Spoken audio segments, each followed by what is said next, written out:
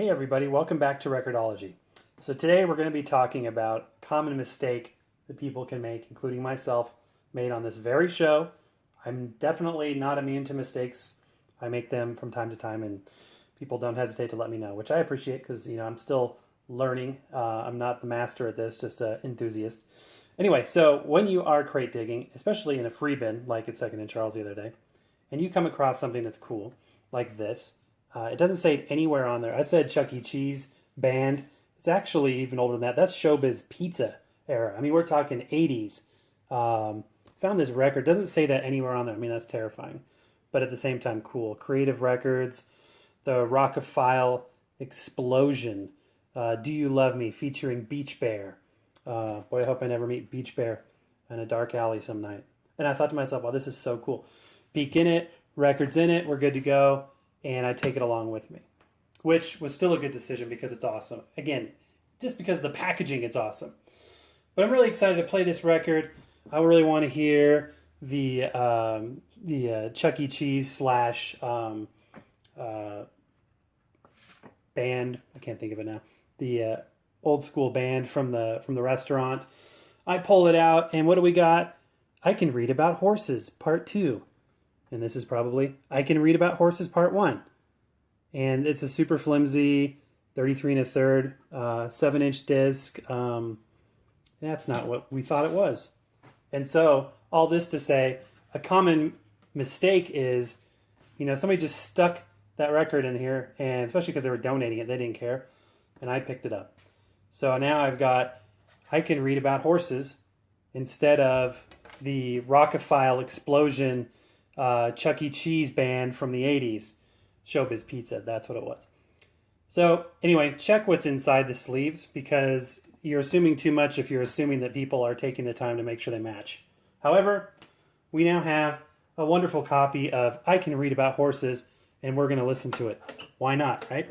So let's go ahead and fire up the old record player. It's a 33 RPM disc, so we're going to set it right down there. No spacer required. And without further ado, it's helpful if I unlatch this. We are going to listen to I Can Read About Horses, or at least some of it.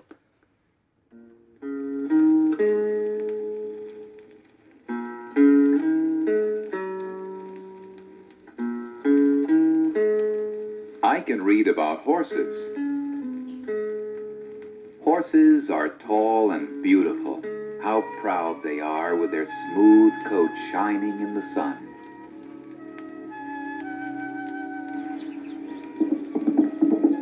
Sometimes they race and gallop through fields. Often they just graze peacefully, nibbling on grass, their natural food. The very first horses lived over 60 million years ago. It's actually kind of interesting. I like the sound effects, but I'm really missing the fact that we're not going to be hearing this today. You know what I mean? I mean, that would have been cool. It's so weird. I mean, look at that. Look at this.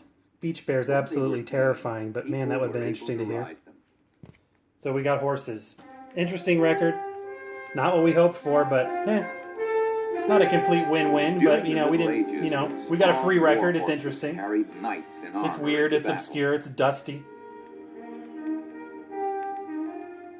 Probably the only kid on the block that has it. Also wore armor.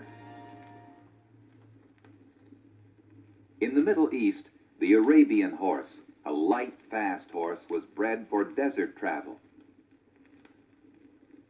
Eventually, the Arabian horse was brought to Europe. All right, that's enough of that. So all this to say, when you find something too good to be true, even if you're looking, I'd say especially if you're looking in a crate where you're in a store and they cost money, they're not free, definitely make sure that the record inside is the same one on the outside of the cover.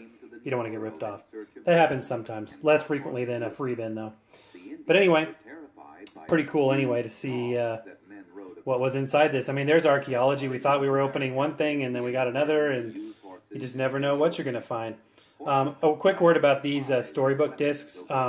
You'll find it's actually fairly common there for the 7-inch storybook disc to be a 33 because they can fit more information on a smaller package.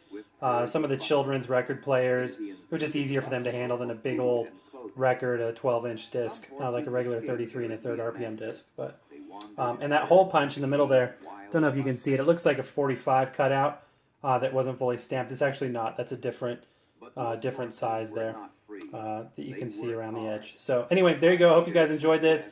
Be careful when you're crate digging for vinyl. Make sure you look inside that envelope. As always, happy record hunting. We'll talk to you next time.